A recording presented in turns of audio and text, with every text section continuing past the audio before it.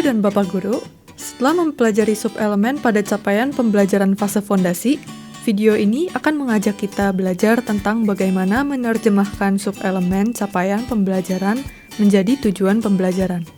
Perlu diingat, proses merumuskan tujuan pembelajaran ini dapat dilakukan oleh satuan PAUD di tahap berkembang, siap, dan mahir.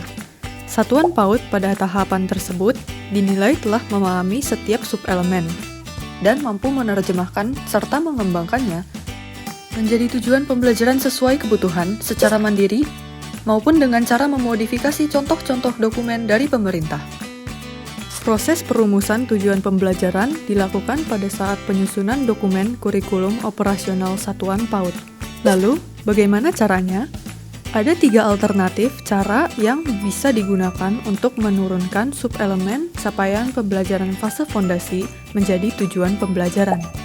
Cara ini menggunakan kalimat subelemen langsung sebagai tujuan pembelajaran satuan pendidikan. Pendidik dan kepala sekolah lalu menurunkannya menjadi tujuan pembelajaran untuk tingkat kelas. Sebagai contoh, untuk elemen jati diri, kalimat dalam subelemen 1 adalah anak mengenali, mengekspresikan, dan mengelola emosi diri, serta membangun hubungan sosial secara sehat. Kalimat subelemen ini langsung digunakan sebagai tujuan pembelajaran satuan pendidikan. Tujuan pembelajaran yang dirumuskan merupakan tujuan pembelajaran umum atau learning goals yang perlu dibangun secara berkesinambungan dalam kurun waktu tertentu, bukan tujuan pembelajaran harian atau bukan learning objectives. Pada tahap ini, pendidik dapat secara leluasa merancang tujuan pembelajaran yang lebih konkret dan operasional, dan belum perlu mengurutkan tujuan-tujuan tersebut. Urutan tujuan pembelajaran akan disusun pada tahap berikutnya, yaitu tahap perumusan alur tujuan pembelajaran. Setelah alur tujuan pembelajaran dan pengorganisasian pembelajaran tersusun di dokumen kurikulum operasional tingkat satuan, guru dapat menggunakannya sebagai rujukan untuk merancang tujuan pembelajaran di tingkat kelas yang sifatnya lebih spesifik, sesuai dengan materi yang akan dipelajari anak, atau learning objectives. Sebagai contoh, tujuan pembelajaran di tingkat satuan menyebutkan anak mengenali emosi diri dan akan difasilitasi pada bulan Juni dan Juli.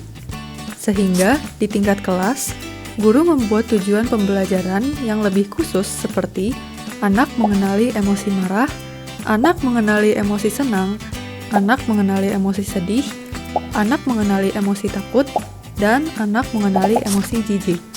Satuan pendidikan yang merasa masih perlu melatih kemampuan menarasikan tujuan pembelajaran dapat menggunakan alternatif ini sambil terus memantapkan pemahaman tentang lingkup capaian pembelajaran fase fondasi.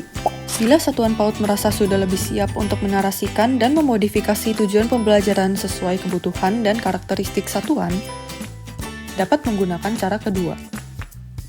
Pada alternatif ini, satuan PAUD lebih dulu menganalisis kompetensi dan lingkup materi pada capaian pembelajaran untuk kemudian dirumuskan menjadi tujuan pembelajaran.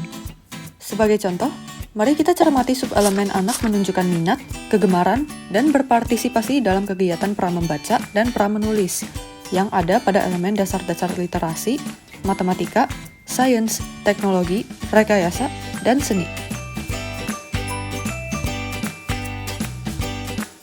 Salah satu kompetensi yang teridentifikasi pada subelemen tersebut adalah kemampuan membaca.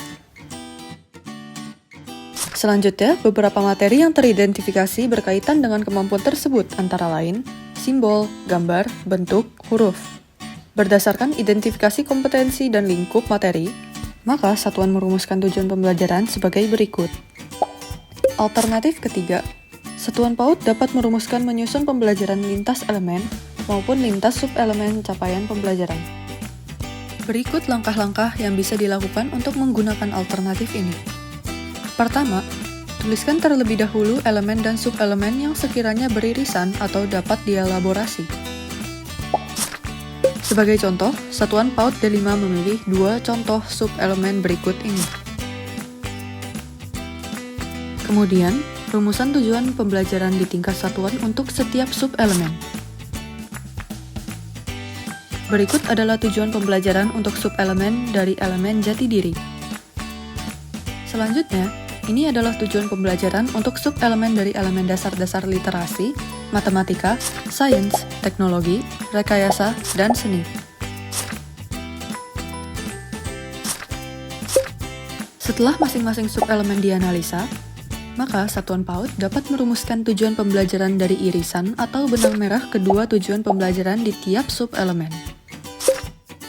Penggunaan cara ketiga ini menuntut satuan PAUD telah fasih memahami setiap lingkup elemen dan sub-elemen dalam capaian pembelajaran fase fondasi. Umumnya, satuan PAUD yang memilih cara ini juga sudah memiliki visi misi pembelajaran yang kuat, sehingga capaian pembelajaran pada kurikulum Merdeka dipadukan dengan tujuan pembelajaran yang dirasa esensial untuk membangun nilai-nilai satuannya. Kita ambil contoh pada satuan PAUD yang juga menggunakan kurikulum internasional ataupun sekolah alam. Contoh pada sekolah alam, tujuan pembelajaran dapat secara eksplisit menyebutkan anak memahami kontribusi alam pada kehidupan sehari-hari. Alur tujuan pembelajaran digunakan sebagai referensi untuk memastikan kegiatan pembelajaran di kelas tetap mengasah ketiga elemen. Namun utamanya mampu membuat anak memahami kontribusi alam pada kehidupan sehari-harinya. Setiap alternatif memiliki ciri khas dan tantangannya masing-masing. Selamat mencoba!